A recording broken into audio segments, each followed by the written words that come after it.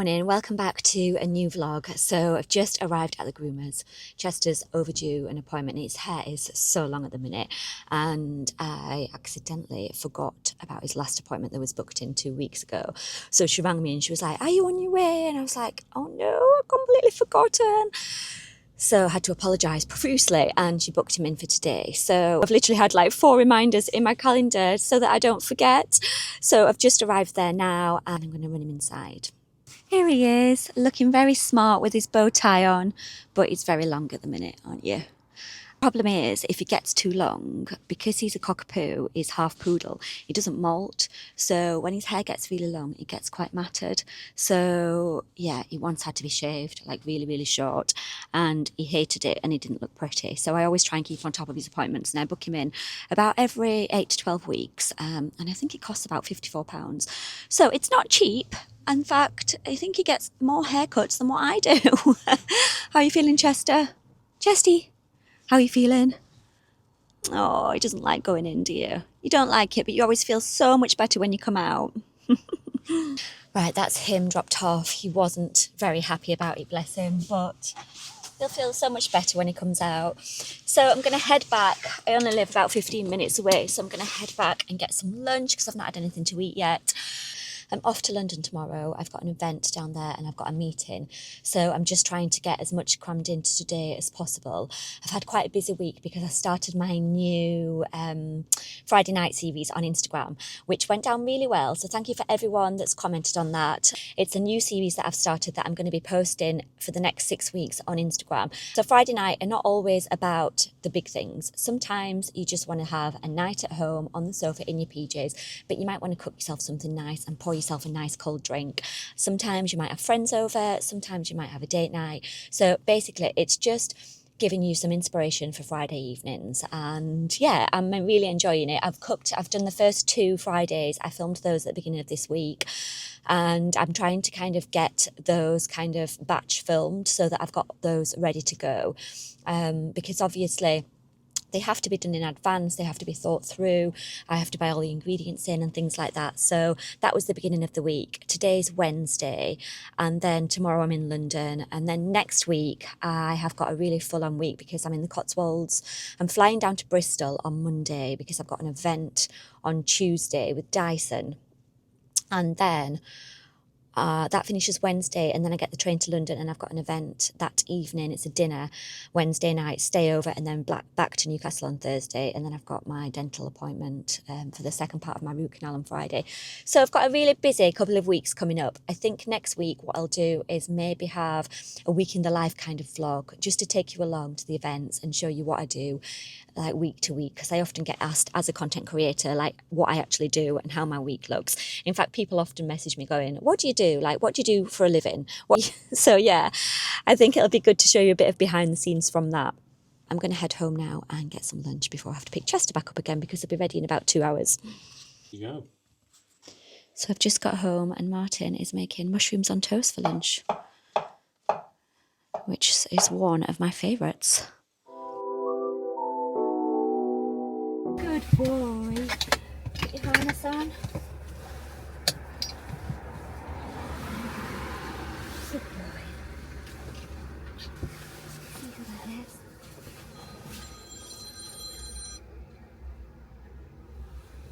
Hello? Right. You handsome boy.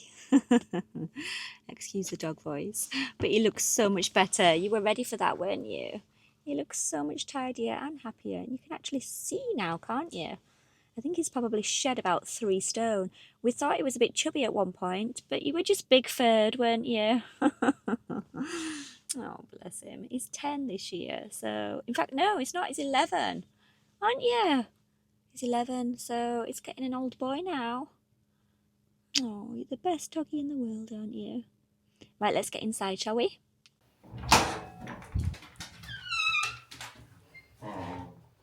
I think my roses have seen better days. I think I need to get rid of those.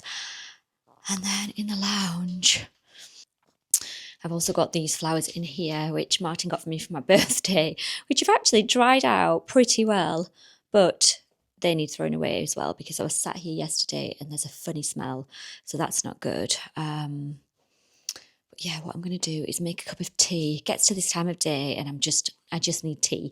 So I'm going to make a cup of tea. I might even light the fire a little bit early today. And I'm going to answer some DMs on my Instagram because I've got a bit of a backlog there, and I also need to put some stories out. So I'm going to sit and do that and do a little bit of admin and also catch up on some emails for an hour.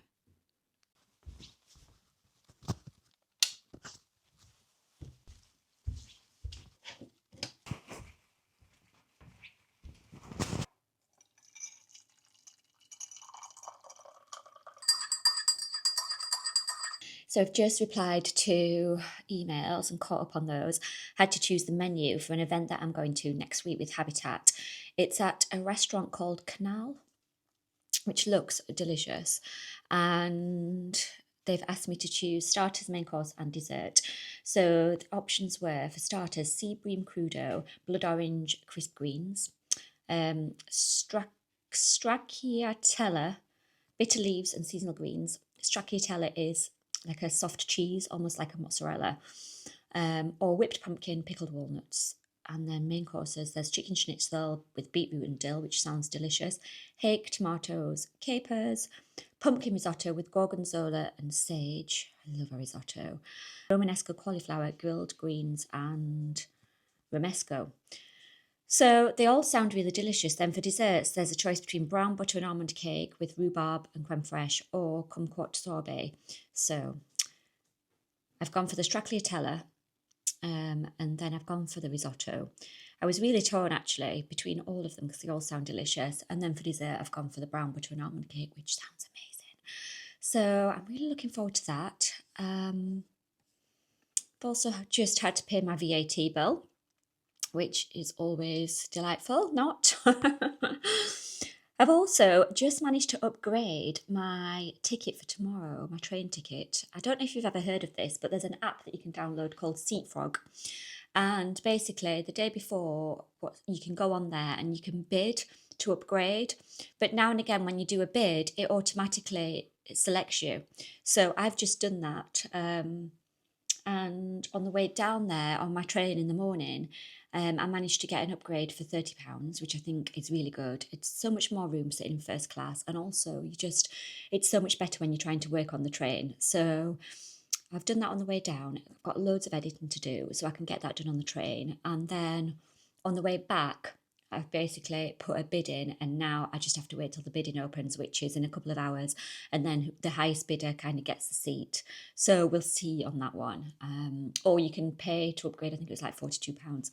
I am tempted to just do that, to be honest, but we'll see. Because if it means that I'm being productive, then it's worth it, because obviously time is precious, isn't it?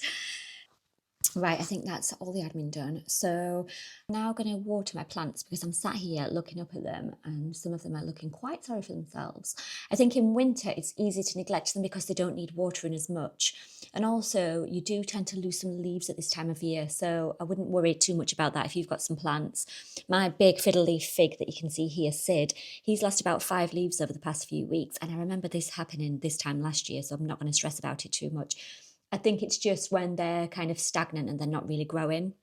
So I thought I would talk to you about plants that I've got around my home, because it's often a question that I get asked. And I do feel that if you've got a space and you feel like something is missing, try adding a plant. They instantly bring a space to life. They soften hard edges, they add warmth to a space, and they just make your room feel so much more lived in and calm. They're also great for your mood. They help create a sense of balance, and visually they stop a room from feeling too perfect or styled. Even the most beautiful interiors can feel a little bit cold without something organic. So I definitely recommend adding a plant if you feel like something's missing. If you're not sure where to start and you're a bit concerned about which plant to get, I would say get a pothos, because they are known as devil's ivy because they grow really, really quick, and you can also propagate from them. It's super, super easy. So you can probably pick up one. I think, like, say in B&Q or somewhere like that, you'd be able to get one for maybe, £6-7, something like that. I don't think it'd be very expensive. But they are one of the easiest plants to keep alive and to live with. They grow really, really fast too, and they actually don't need much attention at all. They can survive in low light, bright light. They're happy either way. And if you miss watering them, you'll actually know about it because they will tell you. The leaves start to shrivel up a little bit, and sometimes you'll get a leaf that's going a little bit yellow, and that's when you know that they need watering. So that's exactly what I'm going to do now. I'm going to water my plant babies up here. Trailing plants like pothos look amazing on shelves, sideboards, on top of cupboards like I've got them. And I love how they kind of spill down. They create great texture. And yeah, they're great for filling those awkward gaps, and they just really soften a room. So I would definitely recommend one. I will put some links below. There are a few shops online that I've bought things from before. In fact, I think one of these was originally from there, so I'll link that below as well for you. And when it comes to pots, try and get something that's fairly big so that it's got plenty of room. And also stand your pot on a tray. Make sure there's plenty of drainage in the bottom of the pot and stand it on a tray, because then when you water them, the water can like run out into the tray and you're not letting their roots sit in water, which is really important. So up here, I've got a spider plant, which has lots and lots of babies. And I've also got 2 pothos plants. And down here is where I do my cuttings. So they are super, super easy to propagate. And this one over here, this spider plant, came from a big one up here. So these 2 plants actually are brilliant to start off with. I think spider plants are a little bit more of a fussy plant to look after. And then over here, I've got my big Sid, who is very, very handsome. And he's got baby Sid here. So when I did a cutting from Sid, this is what I did. I propagated, and this is how it's looking at the minute. Sid is a little bit more temperamental, does like to be in daylight. He likes a lot of light. He needs a self-watering pot because this is my 3rd one, I think. And then as soon as I got the self-watering pot, he just started to thrive. I'll link the self-watering pot below, but I've also done a video all about this. So if you want to watch that, I'll also link that below as well. When it comes to watering them, just stick your finger in the top and feel how dry the soil is. If the first kind of couple of centimetres is really dry, then that's when it's time to water them. And then underneath, as you can see here, I've got a saucer. So what I do is I wait until the water runs through into there, and that's kind of when I know that the plant's had enough. And then because it's sat in the tray here, it doesn't sit in the roots, so it doesn't hurt the plant. Here's a yellow leaf look. That's when you know that the plant needs a bit of attention. It's either been overwatered or underwatered, and you can usually tell by the state of the soil. So just have a feel at the soil.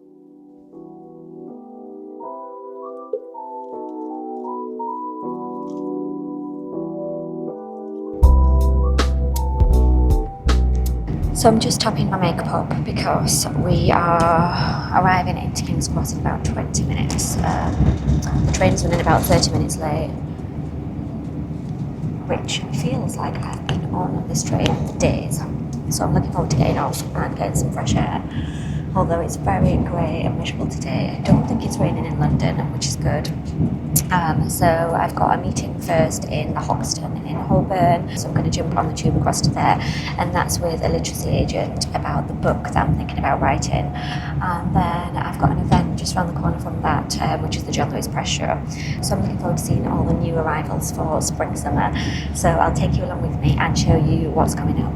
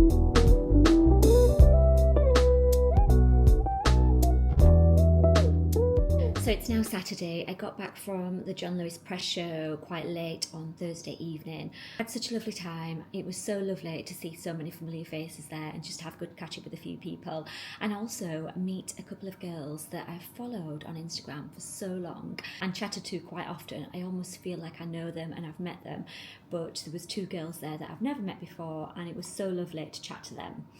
So yeah, it was a really great afternoon. My meeting went really well, lots of great ideas there about the book. The press show was really, really good.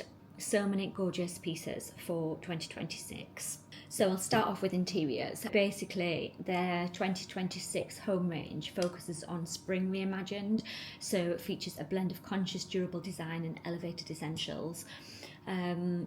Key trends include urban looks, which are very much neutral backdrops with warmer shades and textured fabrics like velvets, which I think is amazing, to be honest, because that is just up my street. So there's so many pieces there that I absolutely loved. There's lots of warmer shades, textured fabrics. The range emphasises sustainability, artisan style tableware and versatile layered and multifunctional spaces. There was also lots of like lozenge kind of curved style sofas, which are quite mid-century. But the colour palette was just gorgeous. Some of the rugs there were beautiful, and artwork as well. They've really elevated their artwork this season. But the colours are just so warm. There's a mix of gorgeous neutrals, but then forest green and berry colours. So all up my street. So yeah, so many gorgeous pieces. I hope you found a few pieces that you liked there. A lot of the pieces have already started to come into store and online, so just keep an eye out if there's anything in particular that you did see. I'm sure it will be dropping online very soon. They've also got an amazing section of pre-loved items as well. So they had some Chanel handbags, lots of other designer bags and clothes. So I think that is a brilliant addition to John Lewis. And then I'm not sure if you know, but every single John Lewis store offers personal styling. So you just need to make an appointment when you're in store or ahead of going into store. And yeah, their service is amazing in there. Another exciting thing is that Topshop is back, and there's going to be a concession inside some of the John Lewis stores as well, which I'm super excited about because I do miss Topshop. I know it went on to ASOS for a little bit, but you can't beat actually going into a store and trying stuff on. I used to be obsessed with their jeans, so definitely watch out for that. I'm not 100% sure which stores they're in, but it will tell you online if you head over there and have a look.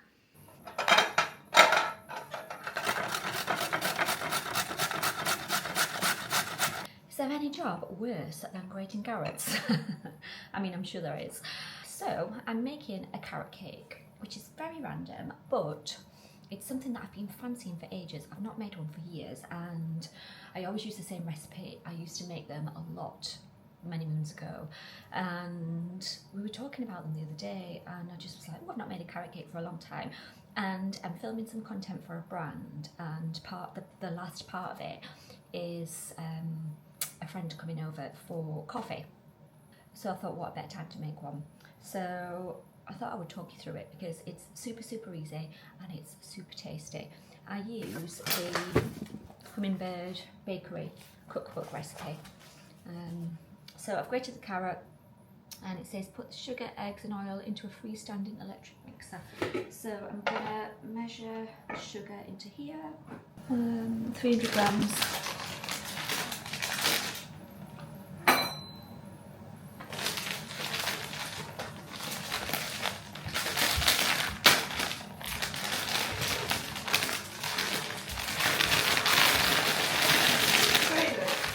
A little bit, yeah. Not much though, it's just drizzling. Are you going to take him? I'm not sure.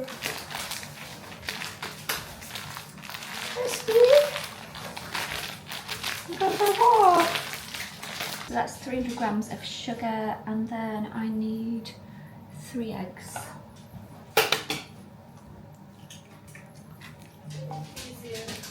See ya.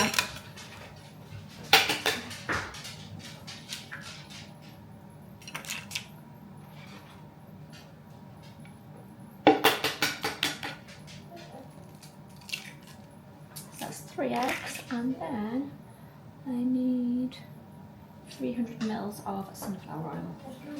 That's Jersey taking Chester on a walk for me. Saves me a job. I've been filming content all day for a brand because they were late coming back to me to approve the concept, 300 mils, and I'm away on Monday morning. I'm on the flight at 9 AM down to Bristol, so I messaged them on Friday afternoon to say, you know, if I don't hear back from you, I'll not be able to film till I'm back on Friday. And then she came back to me at 6 o'clock on Friday saying, oh yeah, it's been approved. So I've had to do it today on a Saturday, which is not ideal, but I do try and keep weekends off where I can. But it's just one of those things, isn't it? I think that's one of the perks of the job, is just being able to film content as and when. So I've been doing that all day, and then like I say, this is part of that, so I'll film the second part of it tomorrow. And I'm at friends for dinner tonight, so it's all a little bit manic, but it's all good. Oh, what beautiful is she? Right, give it a mix.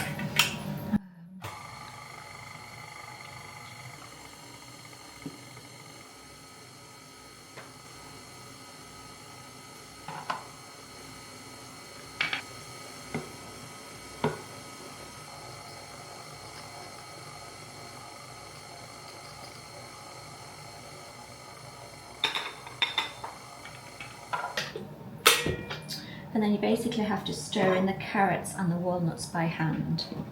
So I'm just going to put half of the carrots in to start off with. And the walnuts, I need 100 grams.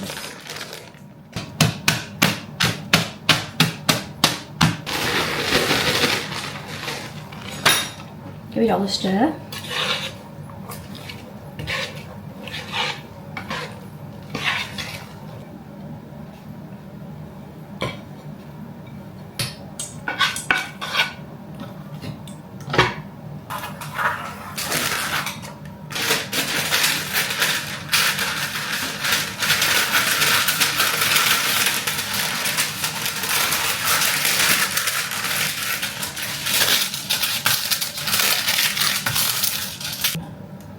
Take it in turns and put a heaped spoon into each one.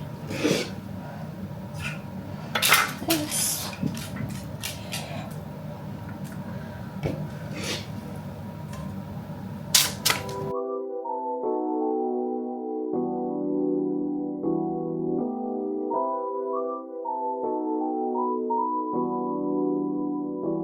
These in the oven now. They have to be in there for 20 to 25 minutes or until light and golden. So 2 of them are done. So I'm going to take them out of the trays, put them onto a cooling rack. There we go. It's now Sunday and I didn't get a chance to finish the cake last night because I made the icing and I didn't realise that when I put the icing sugar in and it started to mix, I could just hear this clunk, clunk. And when I checked, the icing had got lots of like crystallised bits in, quite chunky. So I had to throw the whole thing away because I'd already mixed it in with the butter and the cream cheese. So this morning I've just been out to buy more icing sugar and I'm going to make another batch of that and get this cake iced. So I'll talk you through the rest of it. So I'm making a double batch of the cream cheese icing, again from the Hummingbird bakery recipe book. So it's basically 100 grams of butter and then I think it's 600 grams of icing sugar. Yep, 600 grams of icing sugar. Put that in there.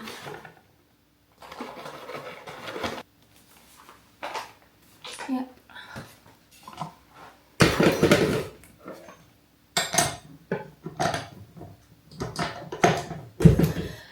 And then it says to mix that together, but as you know with icing sugar you get a huge cloud everywhere, so I'm going to put a tea towel over it.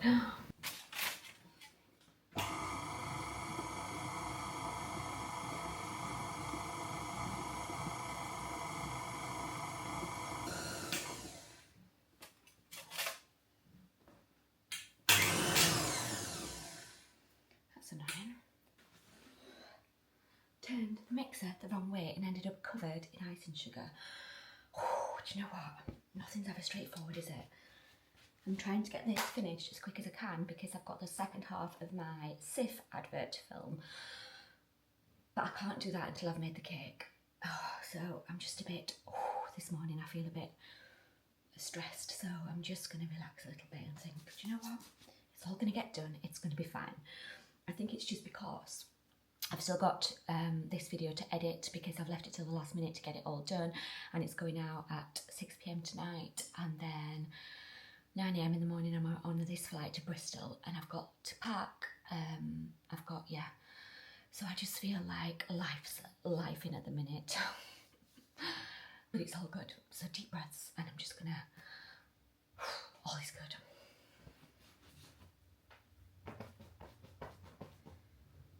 Right, so in goes a full tub of Philadelphia. This one is 280 grams, but I need 300 grams, so I'm just going to get a bit out of another tub.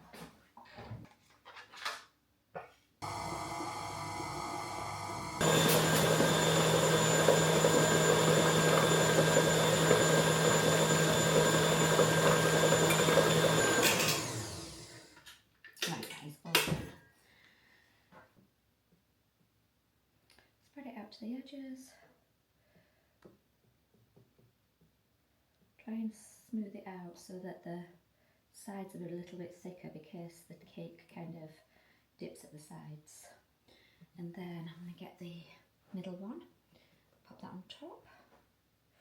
This is looking delightful already. Bring me in a bit closer.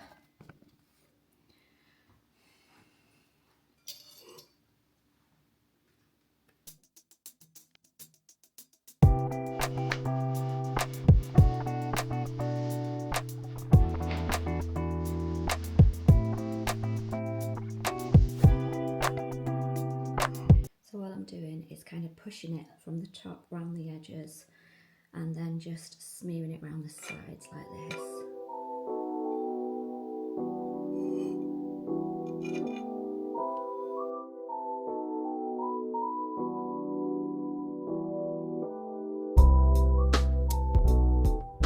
There you go, all finished. Can't wait to tuck into that later. I'm going out for Sunday lunch at 2 o'clock, so it's now 12:10, so I've got just over an hour, so I'm gonna get all this cleaned up, finish the last part of my sieve, and then I can edit that later, and then catch my breath. Thank you so much for watching this vlog. I really hope you've liked it. It's been a little bit of a mismatch one this week. Next week is going to be a full week in the life because I've got such a busy week. So I hope you like that, and I hope you'll follow along next Sunday, and have a good week in the meantime. Bye for now.